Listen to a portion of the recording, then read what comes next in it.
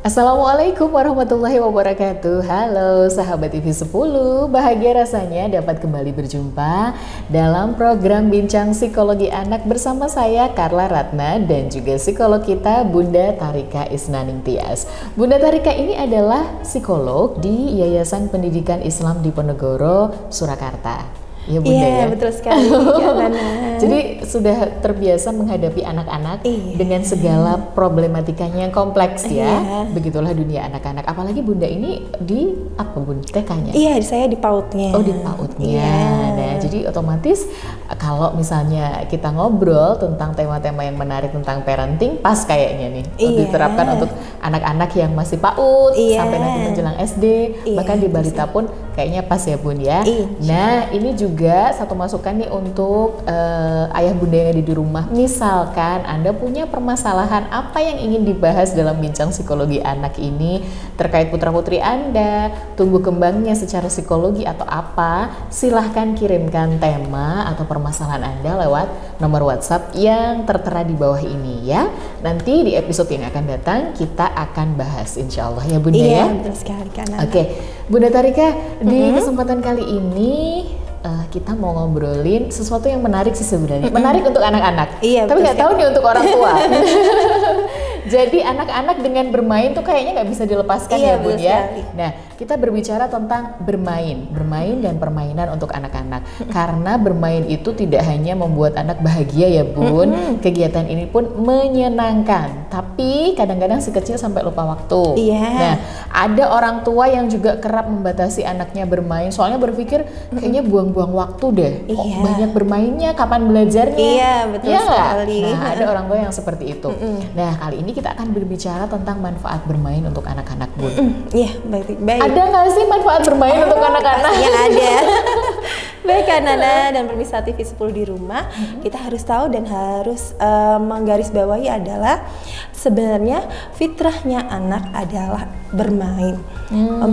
Jadi kayak wajar sih ketika anak kecil itu kok senang bermain, itu wajar sekali karena fitrahnya adalah bermain.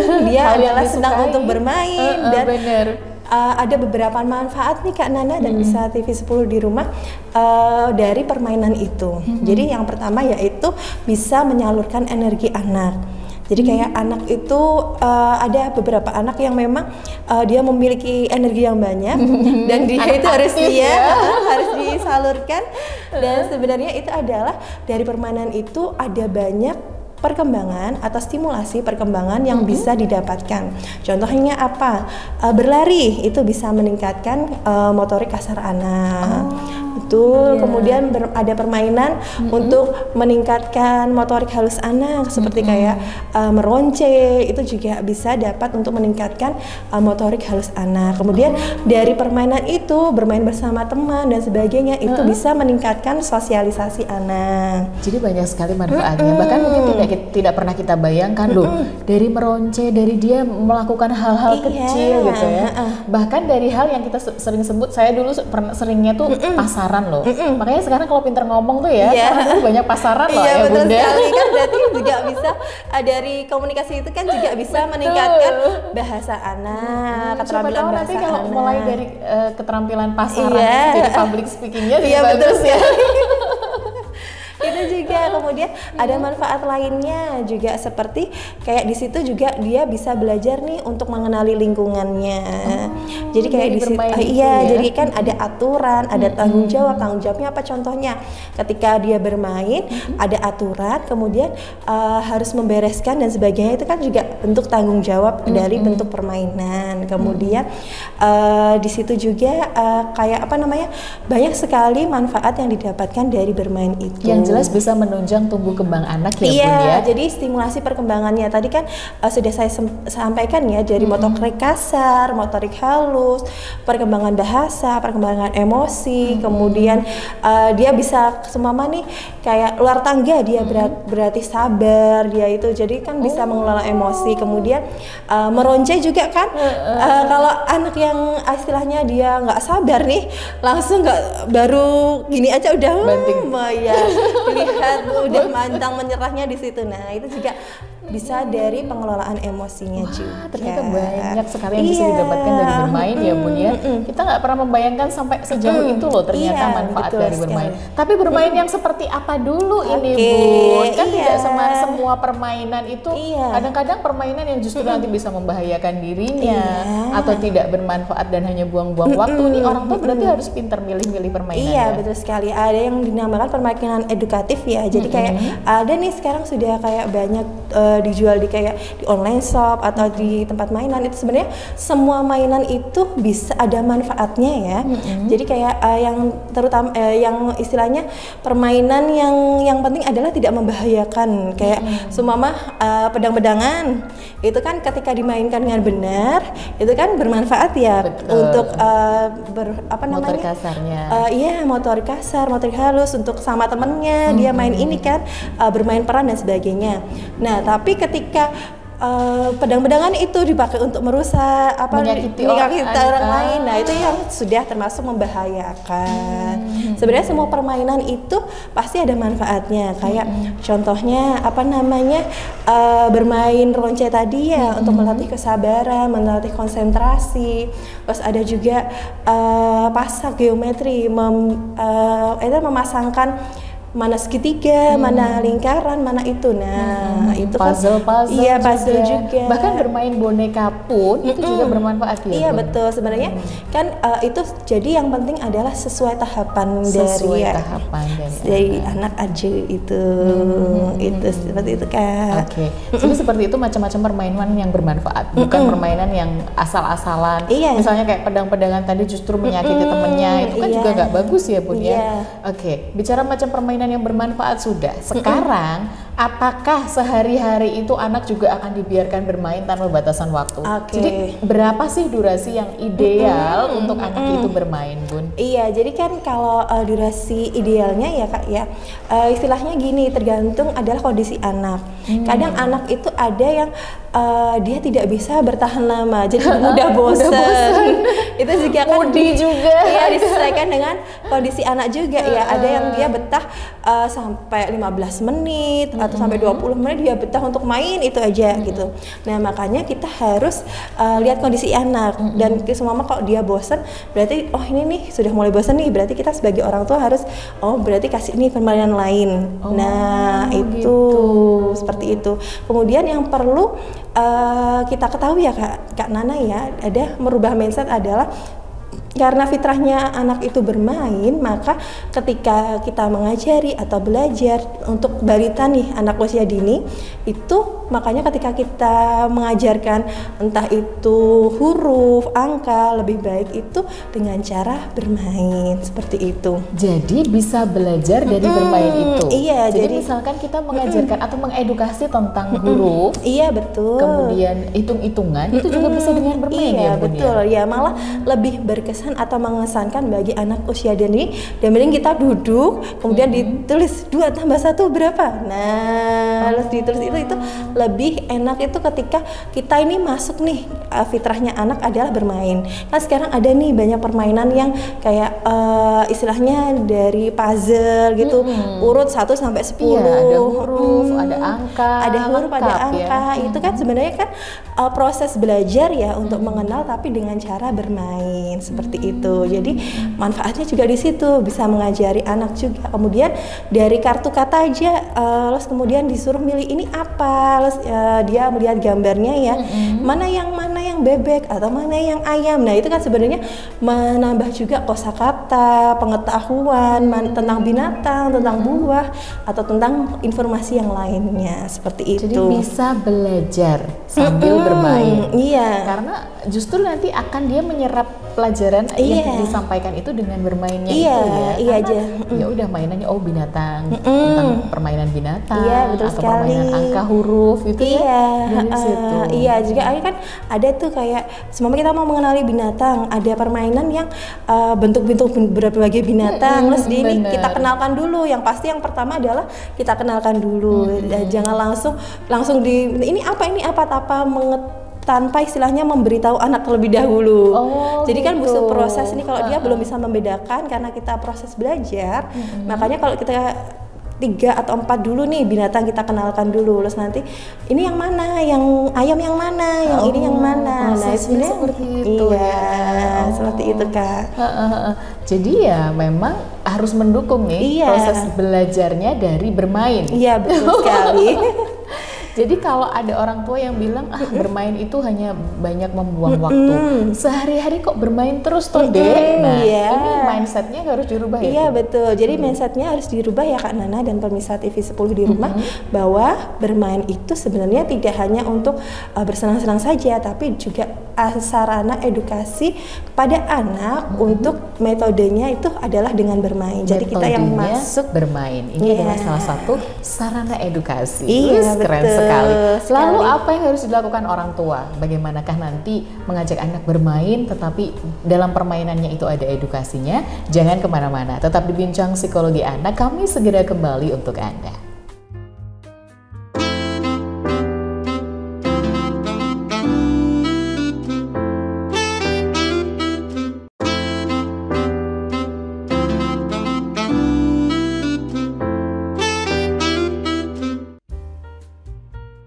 Terima kasih Anda masih bersama kami dalam program Bincang Psikologi Anak bersama saya Carla Ratna dan juga Bunda Tarika Isnaningtia sebagai psikolog kita di kesempatan kali ini.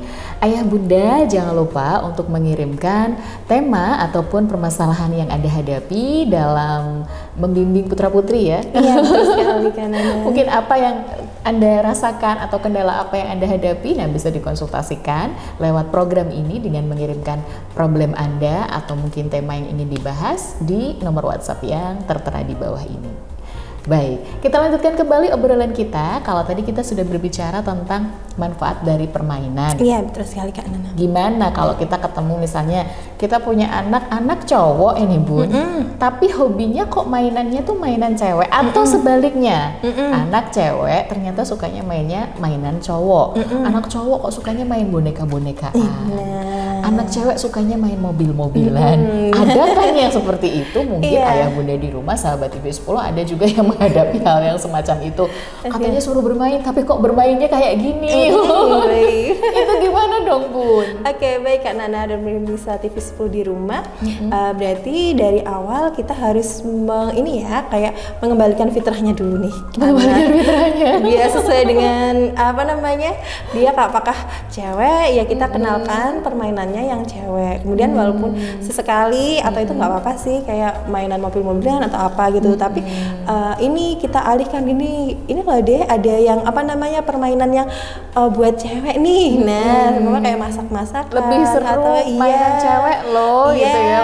Gitu. Kemudian kalau yang untuk yang cowok kita juga kenalkan.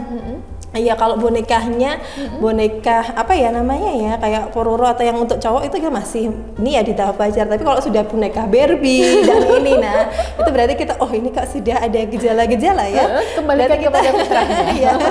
Mumpung masih kecil ya. Iya betul sekali. Dan itu kita kalau berarti kita kasih tahu nih kalau adik cowok ada mainan yang kalau Barbie itu biasanya untuk dimainkan untuk anak cewek. Nah coba adik bonekanya yang lainnya, kayak boneka apa ya yang cowok itu, coba apa, atau kartun kesukaannya kayak SpongeBob itu kan general ya, cowok boleh, cewek boleh. Nah, atau kartun-kartun kayak yang Upin Ipin atau apa itu kan masih bisa. Nah, itu sebenarnya kalau bonekanya tergantung juga sesuai dengan jenis kelaminnya seperti itu. Tapi kalau sudah mau boneka Barbie Oke. Itu. Kemudian yang sering mungkin sebagai orang tua kita sama-sama menghadapinya juga kok ayah bunda. Anak yang hobinya malah mainnya gadget. Gamenya game online. Nah ini dia. Ini kan juga bermain, katanya bermain itu bermanfaat. Bagaimana nih kalau permainannya permainan yang game online, kemudian gadget, terus bermain terus, durasinya juga tidak diperhatikan. Nah gimana ini bunda? Baik, kalau gadget ya, kalau itu kita tarik dulu nih seberapa bermanfaatkan itu untuk anak, apakah dengan game online itu dengan durasi waktu yang lama, kemudian anak jadi capek, terus kemudian anak jadi marah-marah, kemudian dia jadi kurang sosialisasinya, apakah itu bermanfaat bagi anak? Nah, itu kita tanyakan. Kalau memang tidak bermanfaat, berarti kita harus pelan-pelan nih untuk menghentikannya dulu. Kayak sebenarnya kita cari permainan, sebenarnya gadget nggak apa-apa ya, tapi kita cari permainan kan banyak ya, kayak yang mengedukasi, mengedukasi seperti kayak YouTube itu sebenarnya kan bagus ya semuanya. Tapi tergantung tayangannya. Iya, tayangannya yang benar dikhususkan dengan sesuai usia anak. Kemudian ada pembelajarannya di situ. Kemudian kalau di kayak permainan, semua kayak permainan untuk mengenal huruf, mengenal angka, itu juga bagus kan gitu. Nah, jadi sesuaikan dengan usia anak dulu, dan sesuaikan juga kayak dulu kan pernah kita bahas tentang gadget ya. Iya, kalau anak usia 5 tahun berapa durasinya? lamanya? 20 menit, berarti kan kita sesuaikan dulu, ada perjanjian di situ. Nah, itu Kak Nana. Jadi boleh sebenarnya gadget, tapi boleh disesuaikan apa yang mengedukasi. Iya. Misalnya anak saya ini saya ajarkan untuk nggak apa-apa kamu lihat YouTube lagu-lagu yang bahasanya tuh pakai bahasa Inggris gitu, supaya dia lebih terbiasa familiar gitu dengan bahasa asing. Itu juga nggak apa-apa ya Bu? Iya, benar. Dan jadi tetap mengedukasi. Iya, benar sekali. Dan ketika gadget untuk anak balita atau usia 5 tahun adalah yang penting ada dalam pendampingan orang tua. Ada pendampingan orang tua. Iya, betul. Bukannya malah udah deh nanti kalau dikasih gadget itu pasti nanti jadi tenang, dia nggak rewel. Terus orang tua sibuk gadgetan sendiri juga. Nah, itu kan kita harus juga diwaspadai. Iya, betul. Intensitasnya kalau dia sudah lama banget kok setiap hampir setengah hari kok cuma gadget aja, terus jadi diberhentiin, dia nangis tantrum, kemudian jadi nggak mau main sama teman yang lainnya. Nah, itu kan harus diwaspadai juga. Nah, tadi kita mau bicara nih bagaimana nih dari orang tua apa yang harus dilakukan untuk anak supaya bermainnya yang bermanfaat. Artinya mengarahkan anak untuk bermainnya ini benar-benar bermain yang seperti tadi disampaikan bahwa mendapatkan manfaat dari bermain tersebut. Oke, baik. Yang pasti pertama adalah orang tua baru mengetahui bahwa tadi ya kita merubah mindset dulu ya, bahwa sebenarnya bermain itu adalah sebagai media anak untuk pembelajaran. Kemudian yang kedua adalah kita harus memberikan permainan yang sesuai dengan usia anak. Jadi orang tua harus tahu. Kemudian istilahnya gini, contohnya ketika anak masih bayi tapi kok sudah dibelikan skuter kan jadi pas ya? Tidak bermanfaat kan. Ya kalau nunggunya masih lama. Nah, itu jadi disesuaikan nih dengan usia anak. Kemudian yang ketiga juga pada saat bermain, kalau memang ada waktu, dampingi anak untuk bermainnya. Didampingi. Iya, didampingi. Kayak semama kayak ini deh, kayak semama anak usia 2 tahun atau 3 tahun bisa istilahnya bermain peran, masak-masakan. Nah, bisa aja nih orang tuanya jadi pembelinya. Nah, bermain peran di situ kan, jadi itu bisa melatih sosialnya, bahasanya, dan itu banyak ya iya, yang bisa dilatih. Iya, kemudian dan orang tua juga harus melatih tanggung jawab. Tanggung jawabnya apa? Membereskan mainan. Iya. Jadi kan di situ harus melatih juga tanggung jawab. Kalau orang tua itu ketika kamu boleh bermain itu tapi ada tanggung jawabnya. Kalau selesai, iya, harus dibereskan. Kemudian beri batasan waktu. Istilahnya jangan seharian cuma main aja. Sampai kadang lupa makan. Iya. Bentar lagi asik gitu ya. Itu oke. Itu juga kita harus memberikan batasan waktu. Dan kemudian tadi ya kan kita nih bisa saya berikan contoh ya, seumpama nih anak usia 0 sampai 9 bulan, apa sih permainan yang tepat? Itu biasanya kita bisa nih memberikan kayak boneka yang biasanya digantung. Itu kan bisa melatih anak untuk kayak responsif terhadap lingkungannya. Yang gantungan itu yang bisa muter, bisa untuk meningkatkan konsentrasi juga. Kemudian kerincing, istilahnya yang bunyi-bunyi itu.